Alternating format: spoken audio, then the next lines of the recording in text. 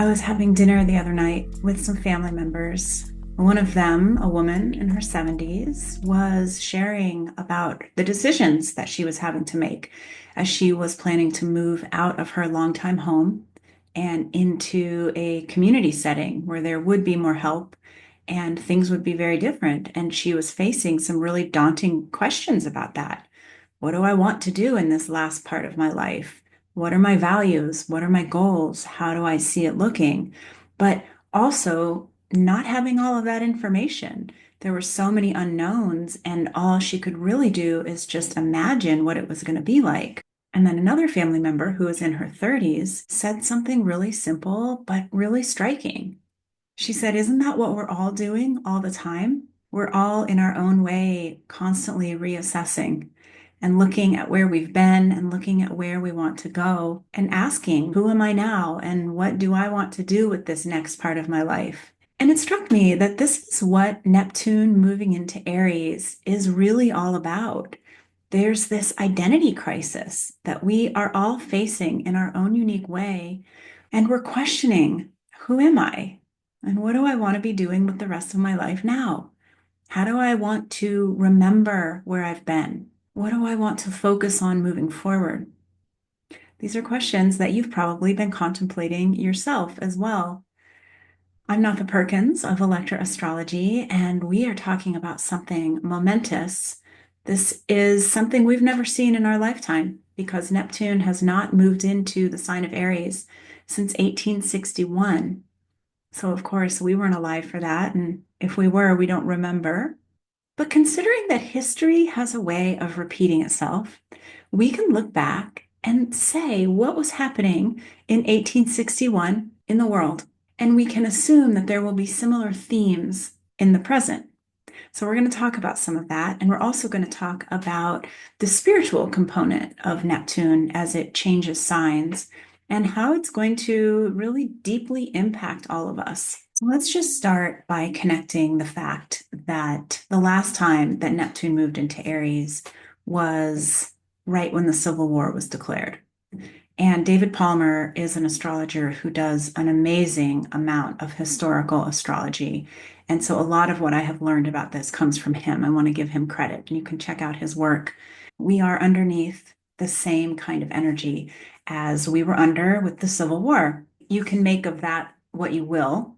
So, without getting into all of the reasons for the Civil War, we can say just generally that it was about questions around states' rights, slavery, racial hierarchy, questions around all men being created equal, and oppression. So the debates were not just political, they were ideological in nature, and they really came down to a few questions. What kind of country are we? Who gets to belong? And what does freedom really mean? So we're going to understand that those kinds of questions are running in the background.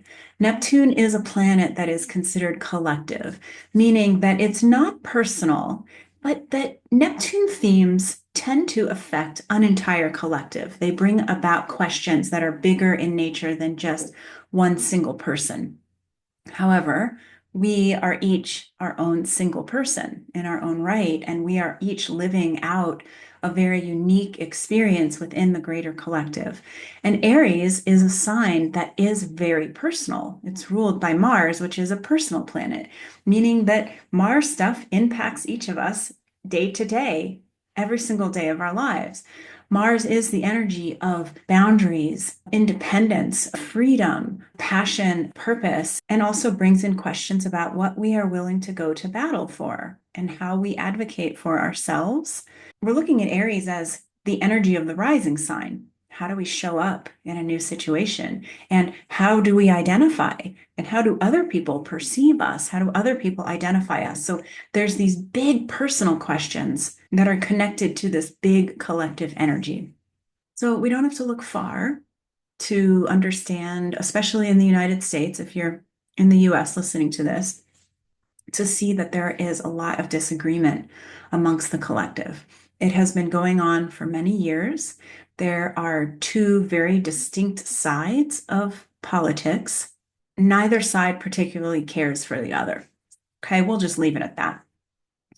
Now, you've heard me say, as I've done several of these different kinds of talks where we're weaving in astrology and psychology and spirituality, you've heard me say that, in my opinion, one of the best, easiest, fastest, and probably only way to really heal what happens in a general collective where there's so many people that are so different, so many different religions and upbringings and needs, income levels, like there's no way that we could all come to any sort of agreement anyway. That's just not how a collective works.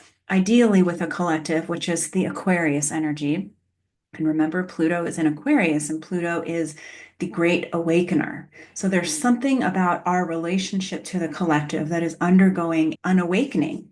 And we are seeing in all of these ways that no matter how much we argue and debate, become outraged and cry and do all of these big emotional things that we all do when it comes to the idea that something must change and something outside of us must change in order for the change to occur, that it's actually not about getting every person in alignment with the same thing.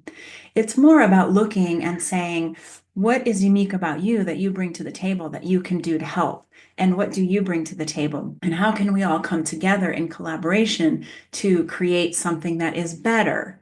Right? We're looking at the energy of revolution when we're looking at Aquarius. So we know that that's happening. And back to what I was saying before, the way to effect change is by doing our own personal work. When we become aware of our emotional reactions, our unhealed trauma, any sort of anger or rage or hatred that we are harboring within us, when we become aware of those things, then we can seek to heal them so that we're not perpetuating what we see on a world stage in our personal lives. And that's part of the problem is that everything that we abhor out there is usually happening within our personal lives. If we aren't projecting our stuff onto other people and making them bad and punishing them for it, we are almost certainly turning it inward and condemning ourselves, criticizing ourselves. So it's complicated. We're all complicit in a way because it's like you can't go out in the world preaching peace and then come home and kick your dog. Okay, so we're all working, if you're listening to this podcast or this teaching, we're all presumably working on healing ourselves. So that's what we're going to look at with Neptune moving into Aries. Now let's back up a bit. Neptune is the planet that is connecting us always with higher power. Neptune is visionary, it is magical.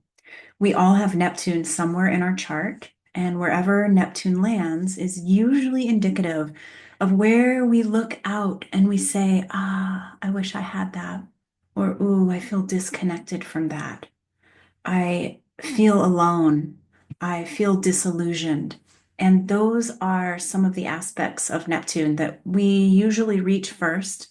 Neptune is the ruler of Pisces. We've had a significant amount of Pisces action in the sky. And as I record this in March of 2025, the North Node is in Pisces. So with Pisces and Neptune, we're always looking at a spectrum. On one side of the spectrum is I'm lonely, I'm disconnected, I'm disillusioned, I'm full of anxiety, I'm full of paranoia, I feel alone. On the other side of the spectrum is I am in full relationship with my higher power. I understand that I'm one with God and God is one with me. I understand the magic, the mystery of the universe. I feel into different energies. I am empathic. I am intuitive. Of course, there's 50 shades of gray in the middle between that. And a lot of us get halted down on the more difficult end of this archetype, which is fear, fear of the unknown, fear of being alone, fear of being disconnected forever and ever.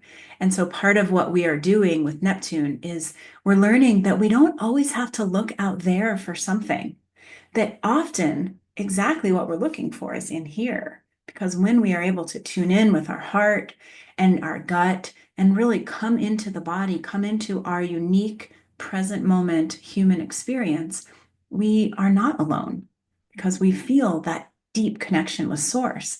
And let's do a practice as you're sitting here listening to this. I want you to begin to feel into the dynamic field of awareness that is around you.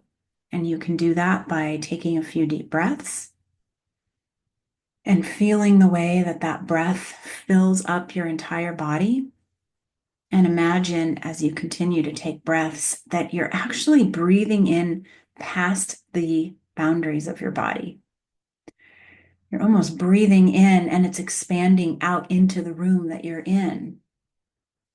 And feel into what that space feels like just outside of the boundaries of your skin. Feel into your heart. See whether you can access a sense of being held, of source energy. Source energy is with us all the time. And it is always there for us if we take the time to sense into this field of awareness that we are a part of, that we are in. It can feel like we're separate, like we are a body, and this is the air that is around us, and this is the room that I'm in, and this is the town that I'm in, etc. The truth is that we are our body, but we are also part of something that is bigger.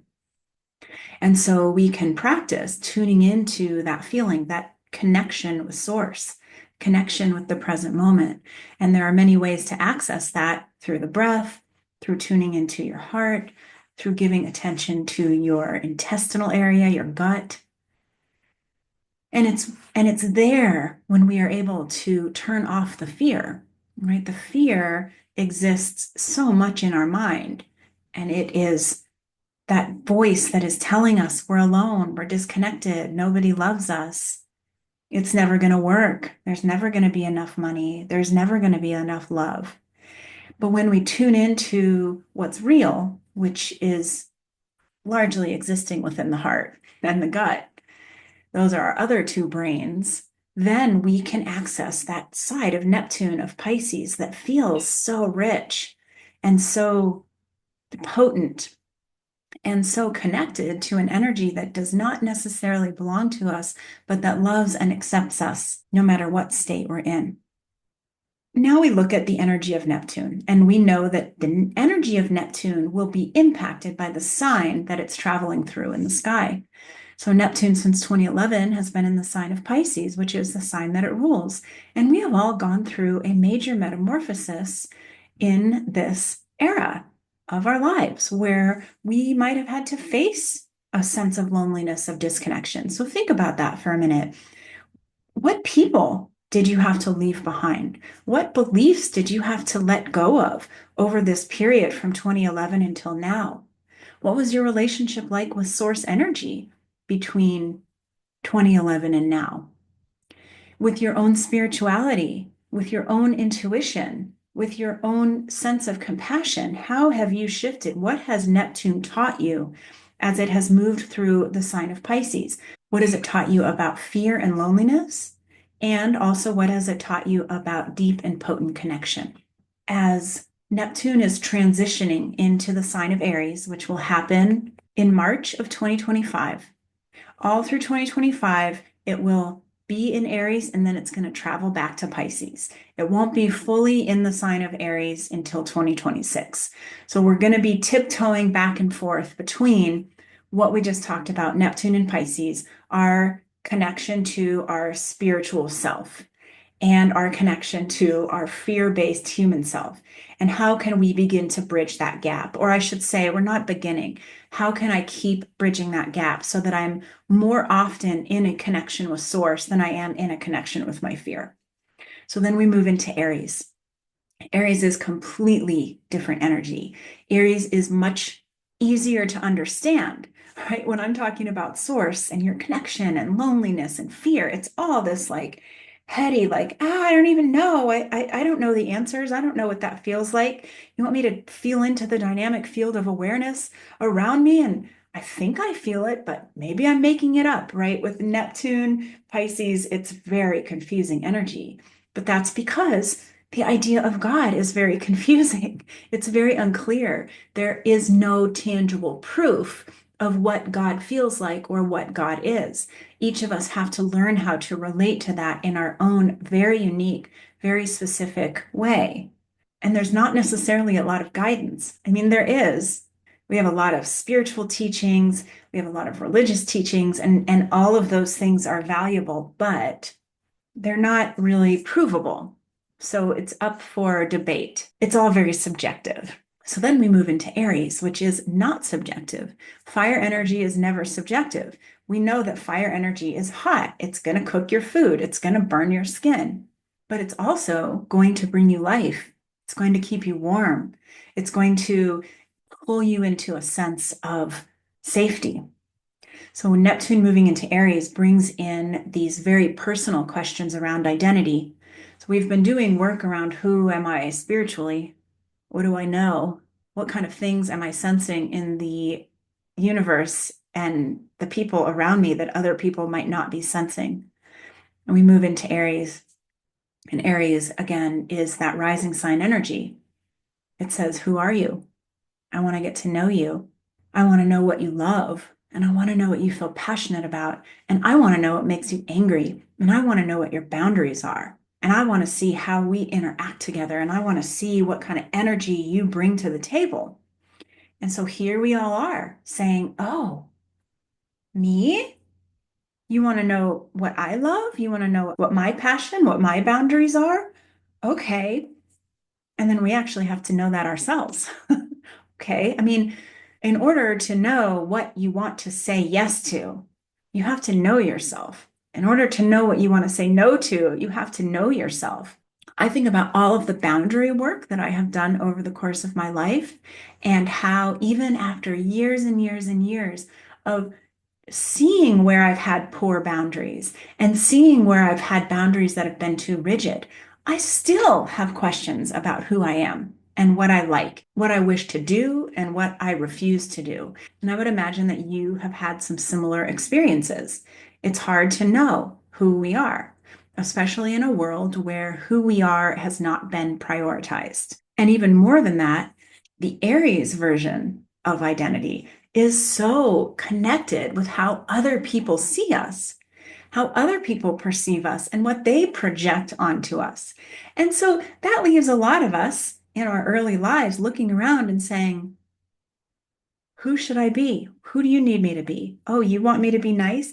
Oh, you want me to be easy? Okay. Oh, I need to do this thing in order to fit in with this friend group. Oh, okay. Oh, I'm not supposed to be mad. Oh, I'm not supposed to hit you if you stole my toy.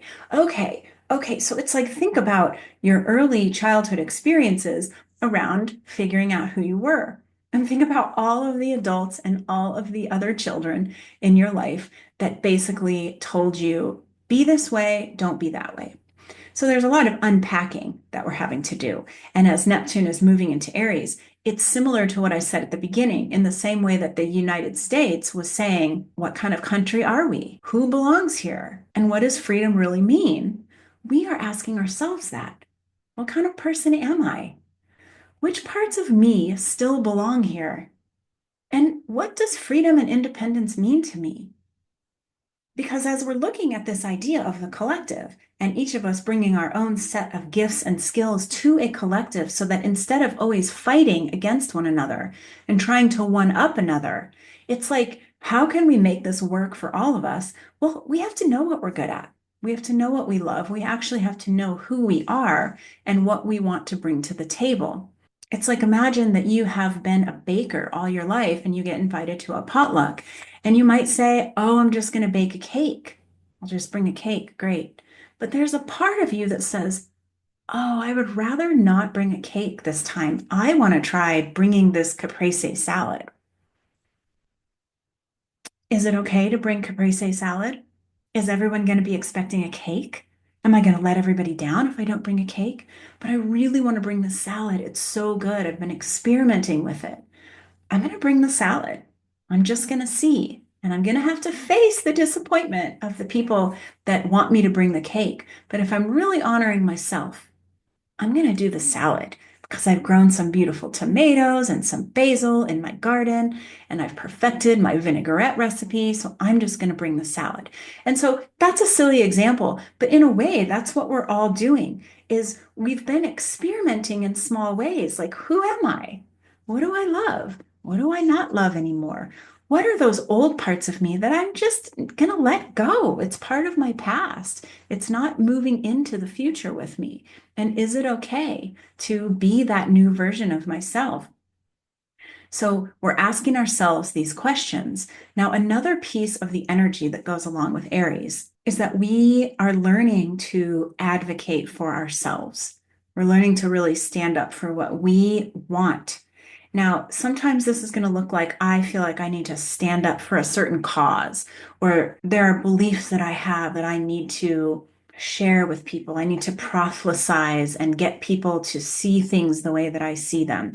So that is not Aries. That is Sagittarius. And there's not much Sagittarius going on in the sky. So this isn't necessarily the time to try to pull everybody into your belief systems. This is about you understanding what feels right to you. What does your gut feel like when you get invited to something? Is it a yes or a no? What does it feel like when you read a piece of news?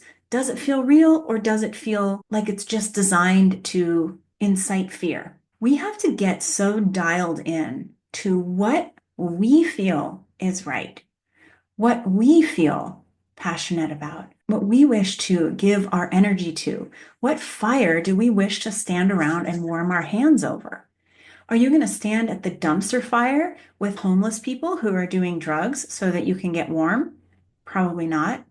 Are you going to go stand around the bonfire with dear friends that are singing and dancing to music that you love? Probably.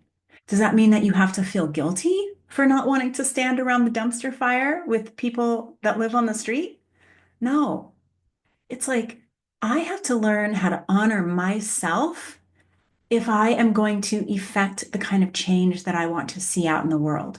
How can we possibly be honoring other people truly when we are rolling over our own boundaries, doing things that we do not want to do that are out of alignment, just to what?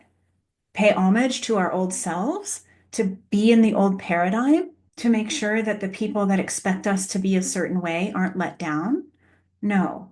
What we've learned as we've come into a deeper connection with source energy is that we are okay whoever we are. As long as we are working towards consciousness and being able to see the truth, whatever the truth is.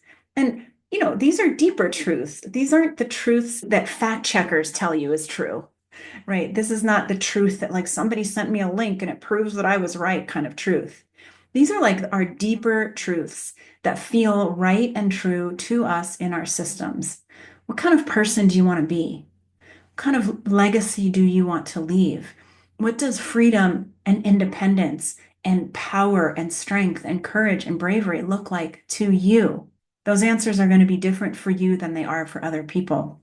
We're not looking to convert people under this energy. We're also not looking to fool them. That's part of the problem with Neptune and Pisces, is that there was so much energy around getting people to believe whatever it was that you wanted them to believe. There's a lot of proverbial spell casting. And what do we know about magic? Magic always comes with a price. Anytime that you're trying to force somebody to do something, you're coercing them, you're manipulating them. And if you get them to do it, there's some sort of price that you have to pay. So we don't want to end up paying the price for getting people to do stuff. This is incredibly personal energy.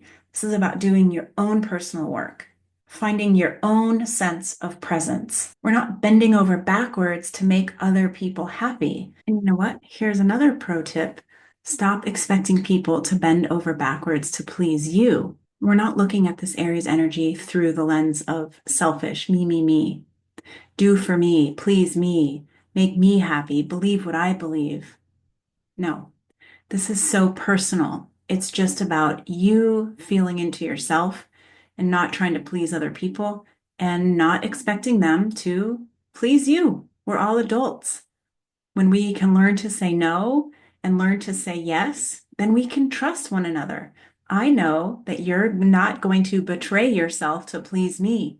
And you know that I'm not going to betray myself to please you. And wow, what a beautiful energy to build a relationship on. There's a realness with Aries that is required. And it's not going to come from performing or conforming. or being out of touch with higher power? So I'm going to leave you with these questions to contemplate. And before I do that, just take a few deep breaths and come into this present moment and just notice what you're feeling in your body as I'm talking about this. What do you notice? And how does it feel as you are taking some deep breaths? This is energy that is so about you. And it is so designed to allow you to move into your life in a new way. The thing about an identity crisis is that it usually points to the pieces of ourselves that no longer fit. And when we honor that those pieces have served us well and that they no longer actually need to be a part of the story moving forward, create space for what's new. What is this new, empowered, courageous, strong, boundaried, passionate version of you? What is this version bringing into what's coming?